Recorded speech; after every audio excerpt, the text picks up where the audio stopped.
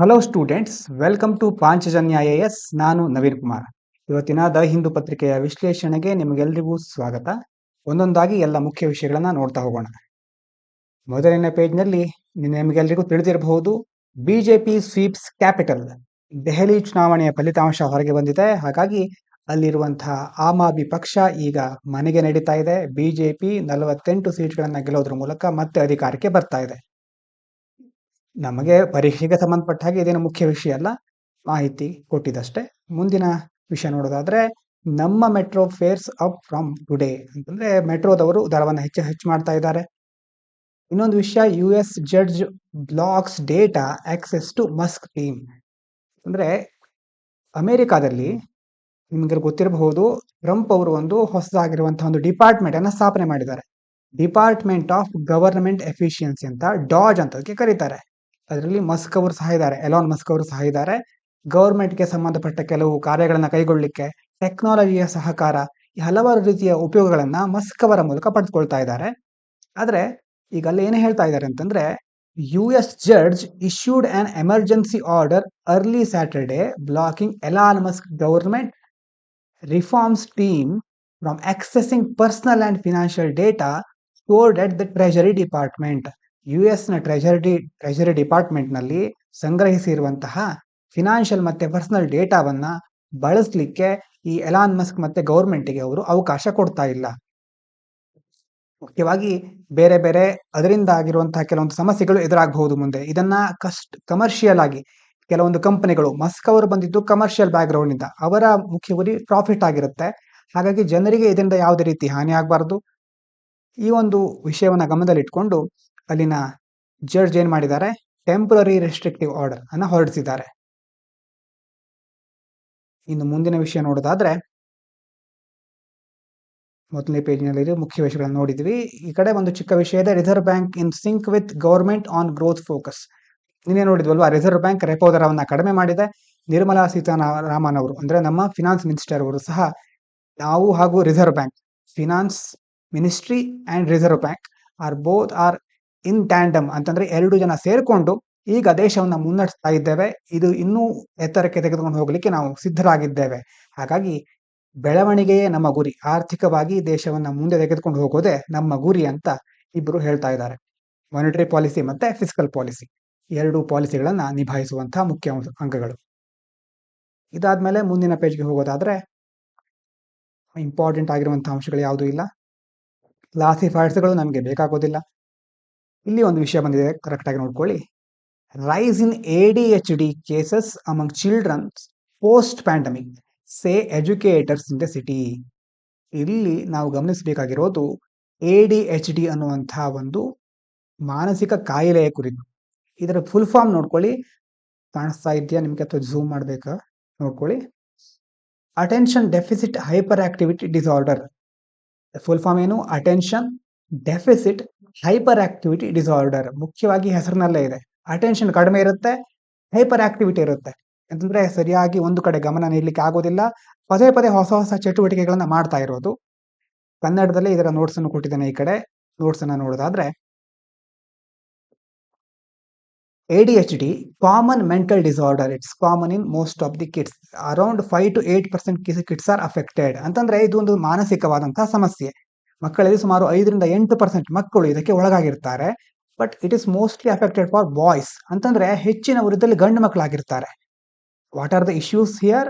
Mainly it is related to focus, movement and impulsive actions. ಅಂತಂದ್ರೆ ADHD ಯ ಮುಖ್ಯ ಲಕ್ಷಣ ಏನೇನು?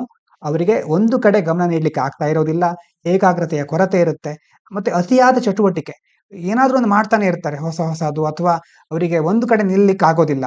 ಮತ್ತೆ ಕೆಲವೊಂದ್ ಸಾರಿ ತುಂಬಾ ಬೇಜಾರಾಗ್ಬಿಡ್ತಾರೆ, ಚಿಕ್ಕ ಚಿಕ್ಕ ವಿಷಯಕ್ಕೂ ಅಳೋದು, ಅಥವಾ ಮಕ್ಕಳ ಆಕ್ಟಿವಿಟಿ ನೀವು ನೋಡ್ತಾ ಇದ್ರೆ ಅಂತಂದ್ರೆ ಒಂದು ವಿಷಯದಲ್ಲಿ ತೊಡಗಿಸ್ಕೊಳ್ಳಿಕ್ಕೆ ಅವ್ರ ಹತ್ರ ಆಗ್ತಾ ಇರೋದಿಲ್ಲ. ಮತ್ತೆ ಸಿಟ್ಟು ಬರೋದು, ಹೆಚ್ಚು ಚಿಕ್ಕ ಮಕ್ಕಳಿಗೂ ಸಹ ಎಲ್ಲವರ ಮೇಲೆ ಸಿಟ್ಟು ಬರ್ತಾ ಇರೋದು. ಈ ರೀತಿ ಹಲವಾರು ರೀತಿಯ ಲಕ್ಷಣಗಳು ಇದರಲ್ಲಿ ಕಂಡು ಬರುತ್ತೆ. It affects learning and daily life. ಮುಖ್ಯವಾಗಿ ಇದರಿಂದ ಏನಾಗುತ್ತೆ, ಮಕ್ಕಳು ಕಲಿಯೋದರಲ್ಲಿ ಮತ್ತೆ ಅವರ ದೈನಂದಿನ ಜೀವನದ ಮೇಲೆ ಇದು ಹಲವಾರು ನಕಾರಾತ್ಮಕ ಪರಿಣಾಮವನ್ನು ಬೀರ್ತಾ ಹೋಗುತ್ತೆ. ಈಗ ಆ ಒಂದು ಆರ್ಟಿಕಲ್ ಪ್ರಕಾರ, post lockdown ADHD cases were rise and there are so many cases especially during the children's. ಅಂತಂದ್ರೆ ಇದು ಕೇವಲ ಮಕ್ಕಳಲ್ಲಿ ಮಾತ್ರ ಅಲ್ಲ, ಬೇರೆ ವಯಸ್ಸಿನವರಲ್ಲೂ ಕಂಡು ಬರಬಹುದು. ಆದ್ರೆ ಲಾಕ್ಡೌನ್ ಆದ ನಂತರ ಹೆಚ್ಚು ಮಕ್ಕಳಿನ ಮೇಲೆ ಈ ಒಂದು ಲಕ್ಷಣಗಳು ಕಂಡು ಬರ್ತಾ ಇದೆ. ಮಕ್ಕಳು ಈ ಲಕ್ಷಣಗಳನ್ನು ಹೆಚ್ಚು ತೋರಿಸ್ತಾ ಇದ್ದಾರೆ. ಇದು ಗೊತ್ತಾಗಿದೆ ಹೇಗೆ ಅಂತಂದ್ರೆ class room effect. Because teachers R handling these issues ನಾವು. ಅಂತಂದ್ರೆ ತರಗತಿಯಲ್ಲಿ ಶಿಕ್ಷಕರು ನೋಡ್ತಾ ಇರ್ತಾರಲ್ವ ಮಕ್ಕಳನ್ನ, ಅವರು ಹೆಚ್ಚು ಗಮನಿಸ್ತಾ ಇರ್ತಾರೆ. ಈ ಒಂದು ಮಗು ದಿನದ ಹೆಚ್ಚು ಭಾಗವನ್ನ ಈಗ ಕಳೀತಾ ಇರೋದು ಕಾನ್ವೆಂಟ್ಗಳಲ್ಲಿ, LKG UKG ಅಥವಾ ಶಾಲೆಗಳಲ್ಲಿ. ಈ ಶಾಲೆಗಳಲ್ಲಿ ಶಿಕ್ಷಕರು ಅವರನ್ನ ಹೆಚ್ಚಾಗಿ ಗಮನಿಸ್ತಾ ಇರೋದ್ರಿಂದ ಅವರಿಗೆ ಇದು ಹೆಚ್ಚು ಕಂಡು ಬರ್ತಾ ಇದೆ. ಮಕ್ಕಳಿನ ಬೇರೆ ಬೇರೆ ಚಟುವಟಿಕೆಗಳಲ್ಲಿ ಯಾವ ರೀತಿ ಬದಲಾವಣೆ ಆಗ್ತಾ ಇದೆ ಅನ್ನೋದನ್ನ ಶಿಕ್ಷಕರು ಕಂಡು ಹಿಡಿತಾ ಇದ್ದಾರೆ. ಹಾಗಾಗಿ ಆ ಒಂದು ವಿಚಾರವನ್ನ ಮೇಲ್ವಿಚಾರಣೆ ಮಾಡ್ತಾ ಇರೋರು ಯಾರು? ಮುಖ್ಯವಾಗಿ ಶಿಕ್ಷಕರು. ಇನ್ನೊಂದು ಮುಖ್ಯವಾಗಿ ಯಾಕೆ ಹೀಗಾಯ್ತು? ಕೋವಿಡ್ ಟೈಮ್ನಲ್ಲಿ ನೋಡಿದ್ವಲ್ವಾ, ಎಲ್ಲ ಕಡೆ ಆನ್ಲೈನ್ ಎಜುಕೇಶನ್ ಬಂತು. ಆವಾಗ ಮಕ್ಕಳು ಶಾಲೆಯಿಂದ ಹೊರಗುಳಿದಿದ್ರು, ಅಂತಂದ್ರೆ ಮನೆಯಲ್ಲೇ ಕೂತು ದೂರದ ಶಿಕ್ಷಣವನ್ನ ತೆಗೆದುಕೊಳ್ತಾ ಇದ್ರು. Online education was so pervasive on that days, but because of that screen time is increased. ಅಂತಂದ್ರೆ ಅದರಿಂದಾಗಿ ಏನಾಯ್ತು, ಮಕ್ಕಳ ಸ್ಕ್ರೀನ್ ಟೈಮ್ ಅಂತಂದ್ರೆ ಲ್ಯಾಪ್ಟಾಪ್ ಆಗಿರಬಹುದು, ಮೊಬೈಲ್ ನೋಡೋದಾಗಿರಬಹುದು, ಇದು ಹೆಚ್ಚಾಗ್ತಾ ಹೋಯಿತು. ಹೀಗಾದಾಗ ಏನಾಗುತ್ತೆ, ಏಕಾಗ್ರತೆಯಲ್ಲಿ ಇಳಿತ ಆಗುತ್ತೆ. ಅಂತಂದ್ರೆ ಶಾರ್ಟ್ ವಿಡಿಯೋಸ್ ಇರುತ್ತೆ, ಚಿಕ್ಕ ಚಿಕ್ಕ ವಿಡಿಯೋಗಳು. ಈಗ ನೀವು ನೋಡಿರಬಹುದು ಇನ್ಸ್ಟಾಗ್ರಾಮ್, ಫೇಸ್ಬುಕ್ ಅಥವಾ ಯಾವುದೇ ಇರಬಹುದು, ಅಥವಾ ಯೂಟ್ಯೂಬ್ ಶಾರ್ಟ್ಸ್ ಅಂತ ಹೇಳ್ತಾರೆ. ಚಿಕ್ಕ ಚಿಕ್ಕ ವಿಡಿಯೋಗಳು ಕೇವಲ 30ರಿಂದ 90 ಸೆಕೆಂಡ್ ಒಳಗಡೆ ಇರುತ್ತೆ. ಇಂಥ ವಿಡಿಯೋಗಳು ಹೇಗಂತಂದ್ರೆ ಯಾವುದೋ ಒಂದು ಹಾರ್ಮೋನ್ ರಿಲೀಸ್ ಮಾಡಿಬಿಡ್ತೇವೆ, ಡೋಪಮೀನ್ ಅಂತ ಹೇಳ್ತೇವಲ್ವಾ. ಆ ಡೋಪಮೀನ್ ರಿಲೀಸ್ ಮಾಡಿ ತಕ್ಷಣದ ಒಂದು ಸಂತೋಷವನ್ನ ಕೊಡ್ಲಿಕ್ಕೆ ಇಂಥ ವಿಡಿಯೋಗಳು ಸಿದ್ಧವಾಗಿರುತ್ತೆ. ಮಕ್ಕಳು ಸಹ ಇದಕ್ಕೆ ಇಷ್ಟು ಚಿಕ್ಕ ವಯಸ್ಸಿಗೆ ಒಳಗಾಗ್ತಾ ಇದ್ದಾರೆ. ಮುಂದಿನ ದಿನಗಳಲ್ಲಿ ಇವರಿಗೆ ತುಂಬಾ ಬೇರೆ ಬೇರೆ ಅಫೆಕ್ಟ್ ಆಗಬಹುದು. ಅಂತಂದ್ರೆ ಅಟೆನ್ಷನ್ ಇಶ್ಯೂಸ್ ಕಾಣಿಸ್ತಾ ಇದೆ. ಅವರು ಯಾವುದೇ ಒಂದು ವಿಷಯದ ಮೇಲೆ ಸರಿಯಾಗಿ ಫೋಕಸ್ ಮಾಡ್ಲಿಕ್ಕೆ ಆಗ್ತಾ ಇರೋದಿಲ್ಲ. ಹೆಚ್ಚು ವ್ಯಾಕುಲತೆ ಅಂತಂದ್ರೆ ಸ್ಯಾಡ್ನೆಸ್, ಅಂತಂದ್ರೆ ಸರಿಯಾಗಿ ಪ್ರತಿಕ್ರಿಯೆ ನೀಡ್ತಾ ಇರೋದಿಲ್ಲ ಅವರು. ಈಗ ನಮಗೆ ಹೆಚ್ಚು ರಿಪೋರ್ಟ್ ಸಿಗ್ತಾ ಇದೆ. We are having more reports now, and because of this awareness has been increased. ಅಂತಂದ್ರೆ ಹೆಚ್ಚು ವರದಿ ಆಗಿರೋದ್ರಿಂದ ಎಲ್ಲ ಕಡೆ ಇದರ ಬಗ್ಗೆ ಜಾಗೃತಿ ಮೂಡ್ತಾ ಇದೆ. And it is leads to stigma. It will reduce the stigma related to ADHD. ಅಂತಂದ್ರೆ ಸ್ಟಿಗ್ಮಾ ಅಂತಂದ್ರೆ ಸಾಮಾಜಿಕವಾಗಿ ಇಂತಹ ರೋಗಗಳ ಬಗ್ಗೆ ಮೊದಲು ಕೆಲವೊಂದು ಪೂರ್ವಾಗ್ರಹ ಇರ್ತಾ ಇತ್ತು.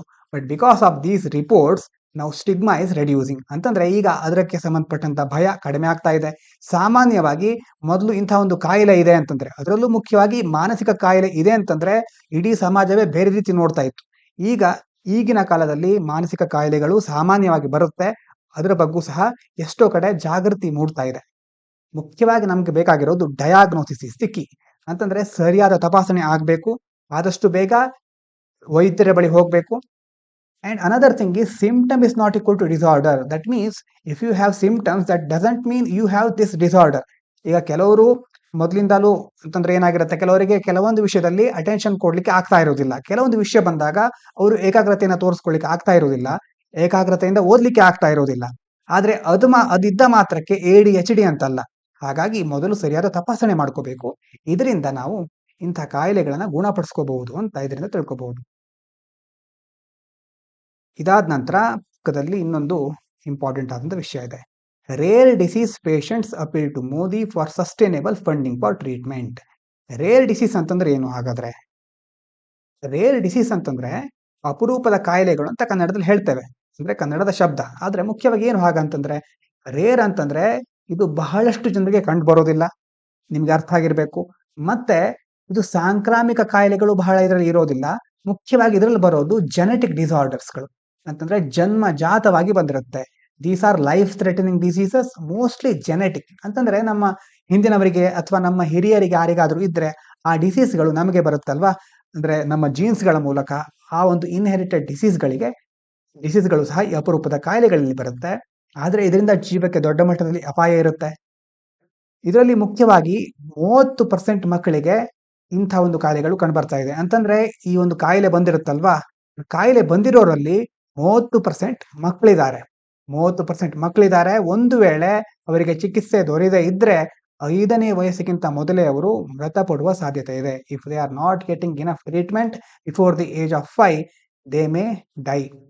ಅಂತಂದ್ರೆ ಟ್ರೀಟ್ಮೆಂಟ್ ಸರಿಯಾಗಿ ಕೊಡ್ಲೇಬೇಕಾಗುತ್ತೆ. ಹಾಗಾದ್ರೆ ಯಾಕೆ ಟ್ರೀಟ್ಮೆಂಟ್ ಸಿಗ್ತಾ ಇಲ್ಲ? ಮೊದಲು ಹೇಳಿದ್ವಲ್ವಾ, early diagnosis critical for survival. ಮೊದಲೇ ಪತ್ತೆ ಮಾಡಿದ್ರೆ ಬದುಕುವ ಅವಕಾಶ ಹೆಚ್ಚಳ ಆಗತ್ತೆ. ಆದ್ರೆ treatment is very costly, less available. ಈ ರೇರ್ ಡಿಸೀಸ್ಗಳಿಗೆ ಟ್ರೀಟ್ಮೆಂಟ್ ಅಷ್ಟು ಸುಲಭವಾಗಿ ಸಿಕ್ಕೋದಿಲ್ಲ. ಒಂದು ವೇಳೆ ಸಿಕ್ಕಿದ್ರೂ ಲಕ್ಷಾಂತರ ರೂಪಾಯಿಗಳು ಖರ್ಚಾಗ್ತಾ ಇರುತ್ತೆ. ಹಾಗಾಗಿ ಅಂಥ ರೋಗಗಳನ್ನ ವಾಸಿಪಡಿಸ್ಕೊಳ್ಳಿಕ್ಕೆ ಬಡ ಜನರ ಹತ್ರ ಸಾಧ್ಯ ಆಗೋದಿಲ್ಲ. ಇದೊಂದು ಅತ್ಯಂತ ಇಂಪಾರ್ಟೆಂಟ್ ಆಗಿರುವಂಥ ಅಂಶ. ಯಾಕೆ ಇದಕ್ಕೆ ಟ್ರೀಟ್ಮೆಂಟ್ ಅಷ್ಟು ಸುಲಭವಾಗಿ ಸಿಕ್ಕೋದಿಲ್ಲ ಅಂತಂದ್ರೆ, ಇದು ಮುಖ್ಯವಾಗಿ ಅಭಿವೃದ್ಧಿ ಹೊಂದಿದ ದೇಶಗಳಲ್ಲಿ ಬರೋದು ಸ್ವಲ್ಪ ಕಡಿಮೆ ಇರುತ್ತೆ. ಅಂತಂದ್ರೆ ಅವ್ರೇನ್ ಮಾಡ್ತಾರೆ, ತುಂಬಾ ದೊಡ್ಡ ದೊಡ್ಡ ದೇಶಗಳಿರುತ್ತಲ್ವಾ, ಹಣ ಇರುವಂತ ದೇಶಗಳು. ಈಗ ಭಾರತ ಒಂದು ಅಭಿವೃದ್ಧಿ ಹೊಂದುತ್ತಾ ಇರುವ ದೇಶ. ಈಗ ಅಮೆರಿಕ ಎಲ್ಲ ಇದೆ ಈ ಕಡೆ, ಅಮೆರಿಕ, ಯುರೋಪ್. ಈ ದೇಶಗಳಲ್ಲಿ ಈ ಒಂದು ಡಿಸೀಸ್ಗಳು ಅಷ್ಟು ಕಂಡು ಬರೋದಿಲ್ಲ. ಹಾಗಾಗಿ ಅವರು ವ್ಯಾಕ್ಸಿನ್ ಕಂಡು ಹಿಡಿಯೋದಾಗ್ಲಿ ಅಥವಾ ಟ್ರೀಟ್ಮೆಂಟ್ ಅನ್ನ ಫೈಂಡ್ ಔಟ್ ಮಾಡೋದಾಗ್ಲಿ ಮಾಡೋದಿಲ್ಲ.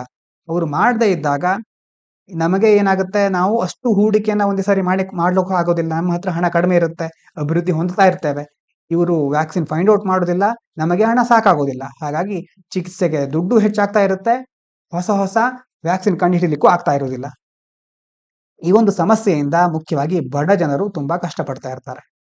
ದುಬಾರಿ ಆಗಿರುತ್ತೆ, ಕಡಿಮೆ ಲಭ್ಯತೆ ಇರುತ್ತೆ. ಹಾಗಾಗಿ ಏನಾಗಬೇಕು, more research and support is needed. ಮುಖ್ಯವಾಗಿ ಹೆಚ್ಚಿನ ಸಂಶೋಧನೆಗಳಾಗಬೇಕು, ಮತ್ತೆ ಸರ್ಕಾರದ ಬೆಂಬಲ ಅತಿ ಅಗತ್ಯವಾಗಿರುತ್ತೆ ಇಂಥ ವಿಷಯಗಳು ಬಂದಾಗ. ಇಲ್ಲಿ ಅವ್ರು ಹೇಳ್ತಾ ಇರೋದು ಏನಂತಂದ್ರೆ, ರೇರ್ ಡಿಸೀಸ್ಗಳ ಪೇಷಂಟ್ಸ್ ಇದಾರಲ್ವಾ, ಅವರು ಮೋದಿ ಅವರ ಹತ್ರ ಇನ್ನಷ್ಟು ಹೆಚ್ಚು ಹಣಕಾಸಿನ ಸಹಾಯವನ್ನ ಮಾಡಿ ಅಂತ ಕೇಳ್ಕೊಳ್ತಾ ಇದ್ದಾರೆ. ಇದಾದ ನಂತರ ಮುಂದಿನ ಪೇಜ್ಗೆ ಹೋಗೋಣ. ಮುಖ್ಯವಾದ ವಿಷಯಗಳು ಯಾವುದೂ ಇಲ್ಲ ಇಲ್ಲಿ, ಕ್ಲಾಸಿಫೈಡ್ಸ್ಗಳು ಬೇಕಾಗೋದಿಲ್ಲ. ಮುಂದೆ ಇವತ್ತಿನ ಎಡಿಟೋರಿಯಲ್ ಅಂತ ಬೇರೇನು ಕೊಡ್ಲಿಲ್ಲ ಅವರು. ಕ್ಯಾಪಿಟಲ್ ಗೇನ್ಸ್ ಫಾರ್ ಬಿಜೆಪಿ ಅಂತ ದೆಹಲಿ ಚುನಾವಣೆಯ ಎಲ್ಲ ವಿವರಗಳನ್ನ ಕೊಟ್ಟಿದ್ದಾರೆ. ನನಗೆ ಈ ಅಂಕಿಅಂಶಗಳು ಯಾವುದೂ ಬೇಕಾಗೋದಿಲ್ಲ. ಇದರಲ್ಲಿ ಎಷ್ಟು ಜನ ಗೆದ್ರು, ಎಷ್ಟು ಜನ ಸೋತರು, ಮತ್ತೆ ಮೋದಿ ಅವರು ವಿಕ್ಟರಿ ಸ್ಪೀಚ್ ಏನ್ ಕೊಟ್ರು, ಕಾಂಗ್ರೆಸ್ನವರು ಹೇಗೆ ಆತ್ಮಾವಲೋಕನ ಮಾಡ್ಕೊಂಡ್ರು, ಆಪ್ ಅವರು ಎಲ್ಲಿ ಹೋಗಿದ್ದಾರೆ ಈಗ ಅನ್ನೋದು ಯಾವ ಸುದ್ದಿನೂ ನಮಗೆ ಗೊತ್ತಾಗ್ತಾ ಇಲ್ಲ. ನಮಗೆ ಬೇಕಾಗೋದಿಲ್ಲ. ಎಲೆಕ್ಷನ್ 2025 ಅದನ್ನೇ ಮುಂದುವರಿಸ್ತಾ ಇದ್ದಾರೆ ಈ ಪೇಜಲ್ಲೂ. ಮುಂದೆ ಹೋಗೋಣ. ಬಿಸ್ನೆಸ್ ಅಲ್ಲಿ ಮುಖ್ಯವಾಗಿ ಬೇರೆ ಬೇರೆ ಇನ್ವೆಸ್ಟ್ಮೆಂಟು ಅಂದ್ರೆ ಚೇಂಜ್ ಆಗ್ತಾ ಇರುತ್ತೆ. ಇದೆಲ್ಲ ಟಾಟಾ ಮೋಟರ್ ಏನ್ ಮಾಡ್ತು, ಇಲ್ಲಿ ಇವ್ರೇನ್ ಹೇಳಿದ್ದಾರೆ, interest rate cut, tax stimulus to revive demand investment. Interest rate ನ ಕಟ್ ಮಾಡಿದ್ದೇವೆ, ಇಡೀ ವಾರ ನಾವು ನೋಡ್ತಿದೀವಲ್ವ, ಅದನ್ನೇ ಮತ್ತೊಂದ್ಸಾರಿ ಹೇಳ್ತಿದ್ದಾರೆ. ಇಂಟ್ರೆಸ್ಟ್ ಕಟ್ ಮಾಡೋದ್ರಿಂದ ಏನಾಗುತ್ತೆ, ಜನರ ಕೈಲಿ ಹೆಚ್ಚು ದುಡ್ಡು ಬರುತ್ತೆ, ಡಿಮ್ಯಾಂಡ್ ಹೆಚ್ಚಾಗುತ್ತೆ, ಇನ್ವೆಸ್ಟ್ಮೆಂಟ್ ಹೆಚ್ಚಾಗುತ್ತೆ, ದೇಶದ ಆರ್ಥಿಕತೆ ಬೆಳೆಯುತ್ತೆ. ಇದಾದ್ಮೇಲೆ ಸೈನ್ಸ್, ಈ ಪೇಜ್ ನಲ್ಲಿ ಒಂದು ಈ ವಿಷಯ ಇದೆ. ಫಸ್ಟ್ ಒಂದು ಮೆನೋಪಾಸ್ ಸಂಬಂಧಪಟ್ಟ ಹಾಗೆ, ನೆಕ್ಸ್ಟ್ ಹಾರ್ಟ್ ಫೇಲ್ಯೂರ್ ಬಗ್ಗೆ, ಅದಾದ್ಮೇಲೆ ಬ್ಯಾಕ್ಟೀರಿಯಾ ರೆಸಿಸ್ಟ್ ಆಂಟಿಬಯೋಟಿಕ್ಸ್. ಈ 3 ವಿಷಯಗಳನ್ನ ತಿಳ್ಕೊಳ್ಳೇಬೇಕು. ನೆಕ್ಸ್ಟ್ ಮೆನೋಪಾಸ್ ಅಂತ ನೀವು ಕೇಳಿರಬಹುದು. ಅಂತಂದ್ರೆ ಋತುಚಕ್ರ ನಿಲ್ಲುವಂತಹ ಒಂದು ಸ್ಥಿತಿ. ಅಂತಂದ್ರೆ ಮಹಿಳೆಯರಲ್ಲಿ ಮಾಸಿಕವಾದ ಋತುಚಕ್ರ ಇರುತ್ತಲ್ವಾ, ಅದು ನಿಲ್ಲುವ ಒಂದು ಹಂತ ಮೆನೋಪಾಸ್. ಈ ಆ ಒಂದು ರಿಪೋರ್ಟ್ ಏನ್ ಹೇಳುತ್ತೆ ಅಂತಂದ್ರೆ, ಲೇಟ್ ಮೆನೋಪಾಸ್, ಈ ಮೆನೋಪಾಸ್ ತಡವಾಗಿ ಆಗೋದ್ರಿಂದ ಹೆಲ್ದಿಯರ್ ಬ್ಲಡ್ ವೆಸಲ್ಸ್, ತಡವಾಗಿ ಮೆನೋಪಾಸ್ ಆಗೋದ್ರಿಂದ ರಕ್ತನಾಳದ ಆರೋಗ್ಯ ಉತ್ತಮವಾಗಿರುತ್ತೆ ಅಂತ ಹೇಳುತ್ತೆ ಆ ರಿಪೋರ್ಟ್. ಅದರಿಂದ ಏನಾಗುತ್ತೆ, it will lead to 20% lower heart disease risk. ಅಂತಂದ್ರೆ ಆ ರಕ್ತನಾಳದ ಆರೋಗ್ಯ ಉತ್ತಮವಾಗ್ತಾ ಇದ್ದ ಹಾಗೆ ಹೃದಯದ ರೋಗಗಳು ಬರುವಂತ ಅಪಾಯ 20% ಕಡಿಮೆ ಆಗ್ಬಿಡುತ್ತೆ.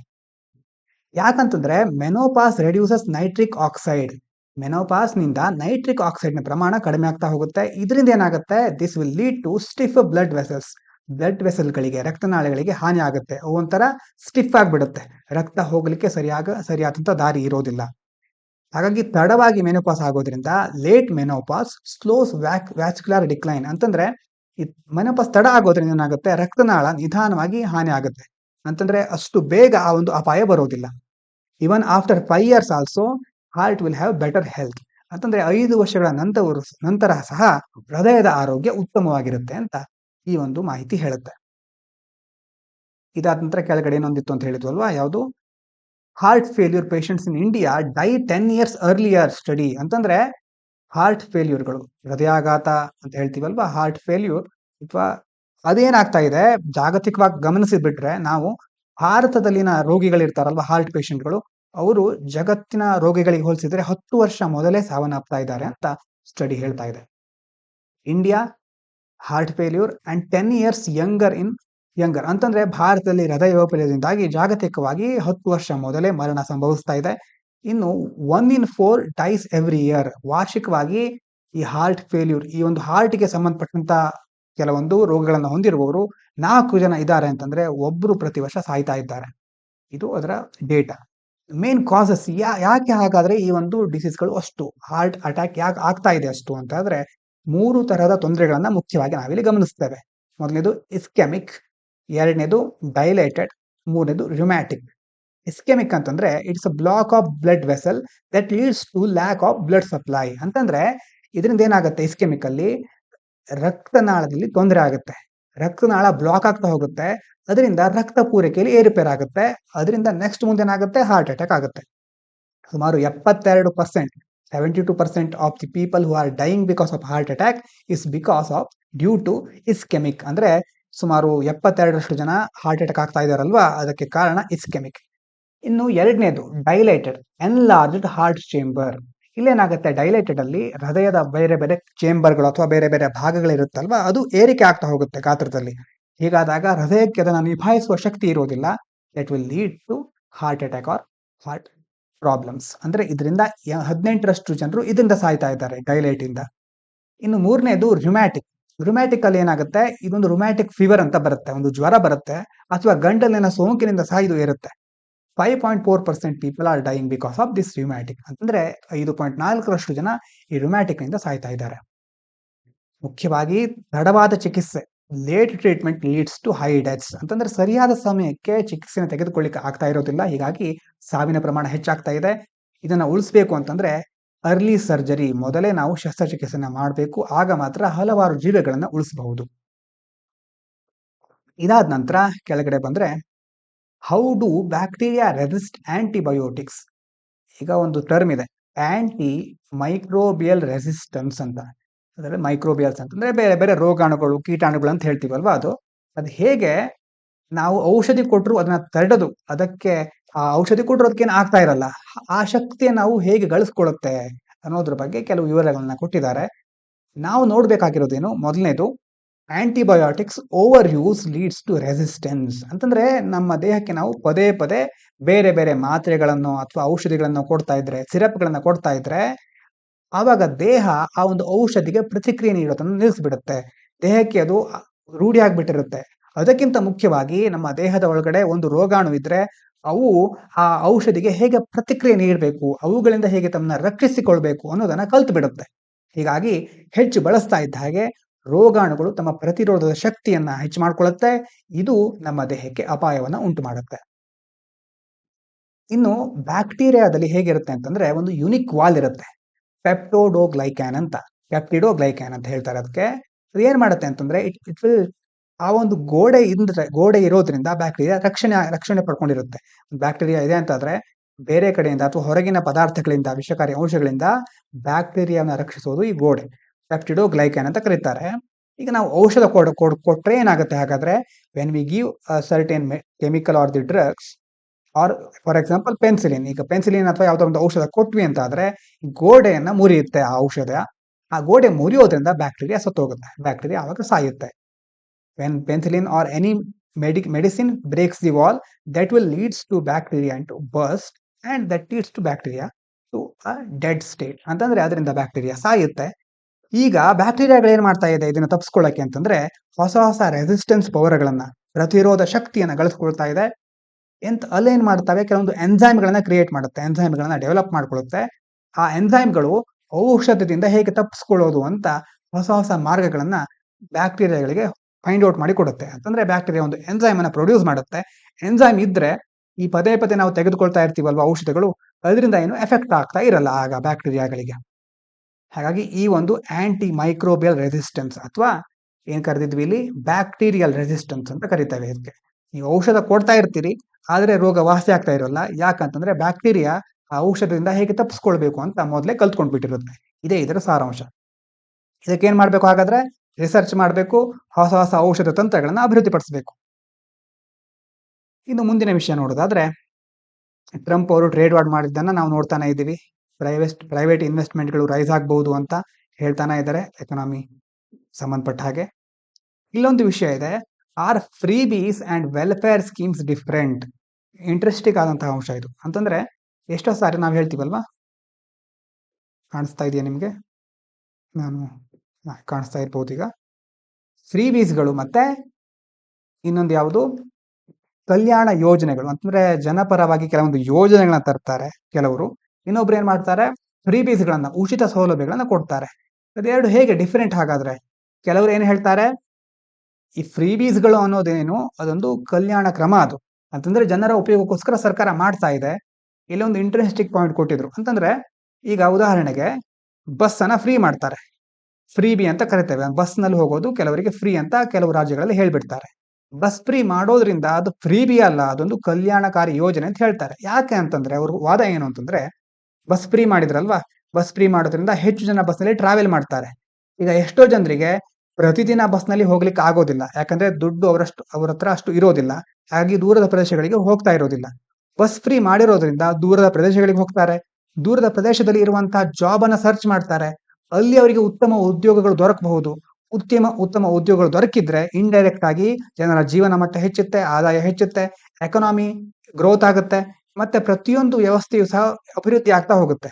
ಅಂತಂದ್ರೆ ಡೈರೆಕ್ಟ್ ಆಗಿ ಇದು ಫ್ರೀ ಬೀಸ್ ಅಂತ ಕರೆಸ್ಕೊಂಡ್ರು, ಇಂಡೈರೆಕ್ಟ್ ಆಗಿ ಇದರಿಂದ ಜನರ ಜೀವನ ಮಟ್ಟ ಹೆಚ್ಚಾಗ್ತಾ ಇದೆ, ಜನರು ಒಳ್ಳೆಯ ದಿಕ್ಕಿನೆಡೆಗೆ ಸಾಗಲಿಕ್ಕೆ ಹೆಲ್ಪ್ ಆಗ್ತಾ ಇದೆ. ಹಾಗಾಗಿ ಇದು ಒಂದು ವೆಲ್ಫೇರ್ ಸ್ಕೀಮ್ ಅಷ್ಟೇ. ಇದು ಫ್ರೀ ಬೀಸ್ ಅಂತ ಕರೆಯೋದ್ರ ಬದಲು ಇದೊಂದು ವೆಲ್ಫೇರ್ ಸ್ಕೀಮ್, ಕಲ್ಯಾಣಕಾರಿ ಯೋಜನೆ ಅಂತ ಕರೆದ್ರು ಒಳ್ಳೆಯದು ಅಂತ ಕೆಲವರ ವಾದ.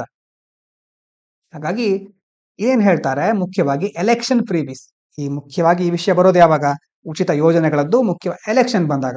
ಒಂದು ಚುನಾವಣೆ ಬಂತು ಅಂತಾದ್ರೆ ಆಗ ಎಲ್ಲಾ ಪಕ್ಷಗಳು ಶುರು ಮಾಡುತ್ತವೆ, ನಿಮಗೆ ಇದು ಉಚಿತ ಎಲ್ಲ ಉಚಿತ ಯೋಜನೆಗಳು ಪ್ರಾರಂಭಿಸ್ತಾ ಹೋಗುತ್ತವೆ. ಯಾಕಂತಂದ್ರೆ ಸಬ್ಸಿಡೀಸ್ ಟು ಅಟ್ರಾಕ್ಟ್ ವೋಟರ್ಸ್, ನಮ್ಮ ಮತದಾರರು ಅಂತಂದ್ರೆ ನಾವಿದ್ದೀವಲ್ವಾ, ನಮ್ಮನ್ನ ಹೇಗಾದ್ರೂ ಮಾಡಿ ಸೆಳಿಬೇಕು ಅನ್ನುವಂತ ಆಯುಧ ಇದು. ಬೇರೆ ಬೇರೆ ಅಂದ್ರೆ ನೀವು ಪ್ರತಿ ತಿಂಗಳಿಗೆ ಇಂತಿಷ್ಟು ಹಣ ಕೊಡ್ತೇವೆ ಅಂತ ಹೇಳ್ತಾರೆ, ಅಥವಾ ಗ್ಯಾಸ್, ಉಚಿತ ವಿದ್ಯುತ್, ಈ ಎಲ್ಲ ಯೋಜನೆಗಳ ಮೂಲಕ ಮತದಾರರನ್ನ ಸೆಳಿಲಿಕ್ಕೆ ನೋಡ್ತಾ ಇರ್ತಾರೆ. ಇದರಿಂದ ಏನಾಗುತ್ತೆ, it will leads to fiscal burden. If government increase the spending, that will lead to higher state ಡೆಬ್ಟ್. ಅಂತಂದ್ರೆ ಆರ್ಥಿಕ ಹೊರೆ ಹೆಚ್ಚಾಗ್ತಾ ಹೋಗುತ್ತೆ. ಒಂದು ವೇಳೆ ಸರ್ಕಾರ ಎಲ್ಲ ಫ್ರೀ ಮಾಡ್ಕೋತಾ ಹೋಯ್ತು ಅಂತಂದ್ರೆ, ಅಂದ್ರೆ ಒಂದು ಮಾತಿದೆ, there is no free meal in the world. ಅಂತಂದ್ರೆ ನಿಮ್ಗೆ ಬಿಟ್ಟಿ ಊಟ ಯಾರು ಹಾಕಲ್ಲ ಅಂತ. ಅಂತಂದ್ರೆ ಎಲ್ಲೂ ಸಹ ನಿಮ್ಗೆ ಉಚಿತವಾಗಿ ಏನು ಸಿಗ್ತಾ ಇರೋದಿಲ್ಲ, ಮತ್ತೊಂದು ಕಡೆ ನೀವೇನು ಕಳ್ಕೊಳ್ತಾ ಇರ್ತೀರಾ ಅಂತ ಅದ್ರ ಅರ್ಥ. ಈ ಸರ್ಕಾರ ಯಾವ್ದನ್ನೋ ಫ್ರೀ ಮಾಡಿದೆ ಅಂತ ಆದ್ರೆ ಇನ್ನೊಂದು ಕಡೆ ಅದಕ್ಕೆ ಸಾಲ ಆಗ್ತಾ ಇರಬಹುದು, ಅಥವಾ ಆರ್ಥಿಕವಾಗಿ ಕೆಲವೊಂದು ಸಮಸ್ಯೆ ಎದುರಾಗ್ತಾ ಇರುತ್ತೆ. ಆದ್ರೆ ನಮಗೆ ಅದು ಕಾಣಿಸ್ತಾ ಇರೋದಿಲ್ಲ ಅಷ್ಟೇ. ಆರ್ಥಿಕ ಹೊರೆ ಹೆಚ್ಚಾಗುತ್ತೆ, ಖರ್ಚು ಹೆಚ್ಚಾಗುತ್ತೆ, ಸಾಲದಲ್ಲಿ ಏರಿಕೆ ಆಗುತ್ತೆ. ಹಾಗಾಗಿ ಸುಪ್ರೀಂ ಕೋರ್ಟ್ ಅಥವಾ ಬೇರೆ ಬೇರೆ ನ್ಯಾಯಾಲಯಗಳು ಏನ್ ಹೇಳುತ್ತೆ ಅಂತಂದ್ರೆ, ಉಚಿತ ಸೌಲಭ್ಯಗಳಿಂದ ಈಗೇನಾಗ್ತಾ ಇದೆ, ಚುನಾವಣೆ ಮೇಲೆ ಪರಿಣಾಮ ಆಗ್ತಾ ಇದೆ. ಚುನಾವಣೆಯಲ್ಲಿ ಜನರ ಸೆಳೆಯುವಂತಹ ಒಂದು ತಂತ್ರವನ್ನಾಗಿ ಈಗಿನ ಪಕ್ಷಗಳು ಇದನ್ನ ಬಳಸ್ಕೊಳ್ತಾ ಇವೆ. ಮೊದಲೊಂದ್ಸಾರಿ ಸುಪ್ರೀಂ ಕೋರ್ಟ್ ಏನ್ ಹೇಳಿತ್ತು ಅಂತಂದ್ರೆ, ಇಲ್ಲ, ಫ್ರೀ ಬೀಸ್ಗಳು ನಮಗೆ ಸಂಬಂಧಪಟ್ಟ ವಿಷಯ ಅಲ್ಲ. ಅಂತಂದ್ರೆ ನೀವು ನೋಡಿದ್ರಲ್ವಾ, ಶಾಸಕಾಂಗ, ನ್ಯಾಯಾಂಗ, ಕಾರ್ಯಾಂಗ ಅಂತ ಬರುತ್ತೆ. ನ್ಯಾಯಾಂಗ ವ್ಯವಸ್ಥೆ ಸುಪ್ರೀಂ ಕೋರ್ಟ್, ಈ ಫ್ರೀ ಬೀಸ್ಗಳಿಗೆ ಸಂಬಂಧಪಟ್ಟ ವಿಚಾರ ಅದು ಶಾಸಕಾಂಗದ ಕೆಲಸ, ಲೆಜಿಸ್ಲೇಟಿವ್ ಇಶ್ಯೂ. ಹಾಗಾಗಿ it is not related to supreme court ಅಂತ ಹಿಂದೆ ಒಂದ್ಸಾರಿ ಹೇಳಿತ್ತು. ಆದ್ರೆ now the supreme court or high courts are saying that it is also related to everyone. ಅಂತಂದ್ರೆ ಪ್ರತಿಯೊಬ್ಬರಿಗೂ ಇದು ಸಂಬಂಧಪಟ್ಟಂತ ವಿಷಯ. ಯಾಕಂದ್ರೆ freebies can leads to some unfair activities during the election time. ಚುನಾವಣೆ ಸಂದರ್ಭದಲ್ಲಿ ಕೆಲವು ಅಕ್ರಮವಾದಂತಹ ಚಟುವಟಿಕೆಗಳು ನಡೀಲಿಕ್ಕೆ ಅಥವಾ ಜನರನ್ನ ಸೆಳಿಲಿಕ್ಕೆ ಇವು ಉಪಯೋಗ ಆಗಬಹುದು. ಹಾಗಾಗಿ ಇವುಗಳನ್ನ ಗಮನಿಸೋದು ತುಂಬಾ ಮುಖ್ಯ ಅಂತ ಸುಪ್ರೀಂ ಕೋರ್ಟ್ ಈಗ ಹೇಳ್ತಾ ಇದೆ.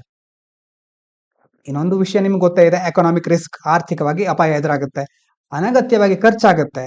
ಸರ್ಕಾರ ಏನ್ ಮಾಡುತ್ತೆ, ಆಗ ತೆರಿಗೆನ ಹೆಚ್ಚು ಮಾಡುತ್ತೆ. ಯಾವಾಗ ಸರ್ಕಾರದ ಹತ್ರ ದುಡ್ಡಿರೋದಿಲ್ವೋ ಆವಾಗ ಮತ್ತೆ ಜನರ ತೆರಿಗೆನ ಹೆಚ್ಚು ಮಾಡುವ ಸಾಧ್ಯತೆ ಇರುತ್ತೆ. ಇನ್ನು ಅಮರ್ತ್ಯ ಸೇನ್ ಅವರು ಒಂದು ಮಾತನ್ನು ಹೇಳ್ತಾರೆ, ಕ್ಯಾಪಬಿಲಿಟಿ ಅಪ್ರೋಚ್ ಅಂತ ಒಂದು ಮಾತು ಬರುತ್ತೆ ಅವರದ್ದು. ಅಂದ್ರೆ ಆ ಟರ್ಮ್ ಏನ್ ಹೇಳುತ್ತೆ ಅಂತಂದ್ರೆ, ಮುಖ್ಯವಾಗಿ ಹೇಗಿರ್ಬೇಕು ಅಂತಂದ್ರೆ ಸರ್ಕಾರದ ಯೋಜನೆಗಳು ಅಂತಂದ್ರೆ ನಮ್ಮ ಸಾಮರ್ಥ್ಯವನ್ನ ಹೆಚ್ಚು ಮಾಡುವ ರೀತಿ ಇರಬೇಕು. ಪ್ರತಿಯೊಂದನ್ನು ನಮಗೆ ತಟ್ಟೆಯಲ್ಲಿಟ್ಟು ತಿನ್ಸೋದಲ್ಲ, ನಮಗೆ ಹೋಗಿ ಕೆಲಸ ಮಾಡುವ ಶಕ್ತಿಯನ್ನು ಕೊಡಬೇಕು. ಕೆಲಸದಿಂದ ನಾವು ದುಡಿಬೇಕು, ದುಡ್ಕೊಂಡು ಬಂದ ಹಣದಿಂದ ಊಟ ಮಾಡಬೇಕು. ಡೈರೆಕ್ಟ್ ಆಗಿ ಊಟವನ್ನೇ ಎದುರು ತಂದು ಇಡೋದ ಅಲ್ಲ ಅಂತ ಅವರ ಮಾತಿನ ಅರ್ಥ. ಹಾಗಾಗಿ ಅದನ್ನ ಗಮನದಲ್ಲಿಟ್ಕೊಂಡು ಕಲ್ಯಾಣ ಕ್ರಮಗಳು ಹಾಗೆ ಉಚಿತ ಸೌಲಭ್ಯ ನೋಡೋದಾದ್ರೆ, ಕಲ್ಯಾಣಕಾರಿ ಯೋಜನೆಗಳು ಏನ್ ಮಾಡುತ್ತೆ, ದೀರ್ಘಕಾಲದ ಲಾಭವನ್ನು ತಂದುಕೊಡುತ್ತೆ. ಆದ್ರೆ ಉಚಿತ ಸೌಲಭ್ಯಗಳು ತಾತ್ಕಾಲಿಕ ಲಾಭ ಅಷ್ಟೇ, ಅಂತಂದ್ರೆ ಶಾರ್ಟ್ ಟರ್ಮ್ ಗೇನ್ ಅನ್ನ ಕೊಡುತ್ತೆ.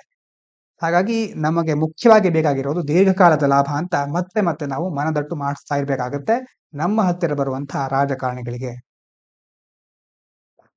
ಇದಾದ ನಂತರ ಮುಂದಿನ ಪೇಜ್ಗೆ ಹೋಗೋದಾದ್ರೆ, ನಿನ್ನೆ ನೋಡಿದ್ವಲ್ವಾ ಇಂಟರ್ನ್ಯಾಷನಲ್ ಕ್ರಿಮಿನಲ್ ಕೋರ್ಟ್ ಅಂತಂದ್ರೆ ಟ್ರಂಪ್ ಅವ್ರು ಏನ್ ಮಾಡಿದ್ದಾರೆ, ಇಸ್ರೇಲ್ ಹಾಗೆ US ಮೇಲೆ ಇವರು ಕೆಲವೊಂದು ಕೇಸ್ ಹಾಕಿರೋದ್ರಿಂದ ನಿಮ್ಮನ್ನೇ ಬ್ಯಾನ್ ಮಾಡ್ತೇವೆ ನಾವು ಅಂತ ಟ್ರಂಪ್ ಅವ್ರು ಹೇಳ್ತಾ ಇದ್ದಾರೆ.